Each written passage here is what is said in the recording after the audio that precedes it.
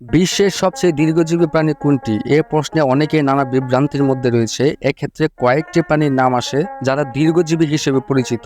এক প্রতিবেদনে বিষয়টি জানিয়েছে ন্যাশনাল জিওগ্রাফি। 2015 সালে জন্মে নেওয়া একজন মানুষের গড় আয়ু 71.4 বছর। এতদিন বেঁচে থাকা প্রাণী জগতে খুব একটা মন্দ নয়, কারণ অধিকাংশ প্রাণীর আয়ু এর চেয়ে অনেক কম।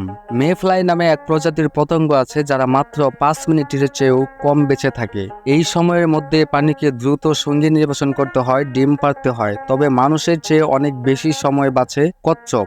জনাথন নামে একটি কচ্ছপের বয়স 190 বছর, যা সবচেয়ে বয়স্ক প্রাণী। এটি বাস করে দক্ষিণ আফ্রিকার সেন্ট হেলেনা দ্বীপের গভর্নর ম্যানসনে। গভীর সমুদ্রেও বহু প্রাণী দীর্ঘজীবী। এগুলোর মধ্যে রয়েছে বিভিন্ন ধরনের মাছ। এদের মধ্যে কোনো প্রজাতি 180 বছর পর্যন্ত বাঁচার কথা জানা যায়। সামুদ্রিক বহু প্রাণীর মধ্যে তিমিও দীর্ঘজীবী। তিমির একটি প্রজাতি হলো